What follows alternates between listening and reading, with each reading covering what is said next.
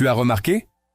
Ceux qui dominent vraiment ne parlent pas pour se faire entendre. Ils parlent pour que le monde écoute. Mais bien plus souvent, ils font du silence leur arme. Aujourd'hui, je vais te montrer pourquoi le calme est plus puissant que le bruit. Et comment tu peux, utiliser dès maintenant pour transformer ton influence. Le silence, ce n'est pas juste l'absence de mots. C'est un espace où l'énergie interne se concentre, où la clarté naît. Dans les anciens traités de stratégie, de Machiavel à Marc Aurèle, la leçon était claire. Qui parle trop dévoile son jeu et gaspille sa force. Aujourd'hui, je t'emmène explorer 3 règles fondamentales du silence, illustrées par des anecdotes puissantes. Et surtout, je te donnerai des techniques concrètes pour les appliquer dans ta vie dès aujourd'hui. Reste bien jusqu'au bout, car la dernière règle est celle qui crée une présence magnétique. La première règle est d'utiliser le silence comme un outil d'observation. Avant d'agir, regarde. Avant de parler, écoute. On raconte que Machiavel passait des heures dans les cours italiennes, observant en silence les jeux de pouvoir et les discussions enflammées. Il n'intervenait presque jamais. Mais lorsqu'il prenait enfin la parole, c'était avec une précision chirurgicale, car il avait déjà percé à jour les intentions et les faiblesses de chacun. Son silence lui donnait une longueur d'avance. Comment appliquer ça, simplement?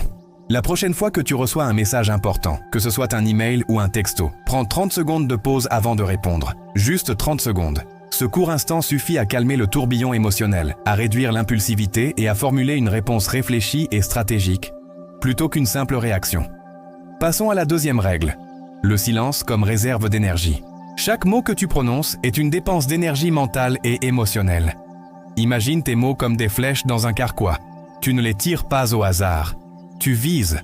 Tu attends le bon moment pour un impact maximal. Chaque flèche doit compter.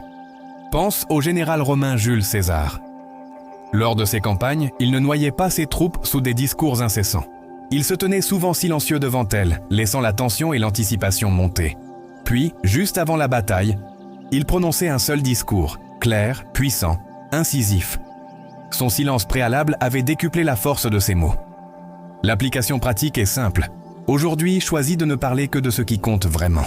Prends un carnet ou ton téléphone et note les 2 ou 3 sujets qui exigent absolument ton attention. Tout le reste peut attendre. En faisant cela, tu concentres ton énergie là où elle aura le plus d'impact. Et nous voici à la 3e règle, la plus subtile, le silence comme stratégie de présence. Quand tu te tais alors que tout le monde s'agite, tu ne deviens pas invisible. Au contraire, tu deviens une force magnétique, un point de calme qui attire l'attention. J'ai assisté à une réunion de direction dans une grande entreprise de la tech. Autour de la table, ça parlait fort. Les idées fusaient dans tous les sens. Mais il y avait une personne, une directrice, qui parlait très peu. Elle écoutait, observait. Et quand elle a finalement levé la main, un silence s'est installé instantanément. Tout le monde s'est tourné vers elle. Ce n'était pas son titre qui imposait le respect, mais sa présence silencieuse, son calme, qui commandait l'écoute. Pour cultiver ça, essaie cet exercice. La prochaine fois que tu entres dans une pièce, que ce soit pour une réunion ou un simple rassemblement, ne te précipite pas pour parler. Prends 5 secondes. Juste 5 secondes pour rester debout ou assis, en silence, et scanner la pièce du regard. Ce simple geste ancre ta présence, change ton énergie et signale que tu n'es pas là pour remplir le vide, mais pour apporter de la valeur. Le vrai pouvoir ne crie pas pour exister. Il se concentre. Il attend. Il choisit son moment avec une précision redoutable. Aujourd'hui, je t'invite à choisir le silence comme ton nouvel outil. Ne le vois pas comme un vide, mais comme un espace de puissance.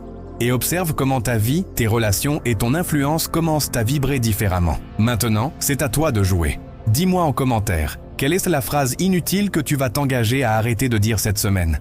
Si cette vidéo t'a apporté de la valeur, abonne-toi pour ne rien manquer et partage-la avec quelqu'un qui parle un peu trop.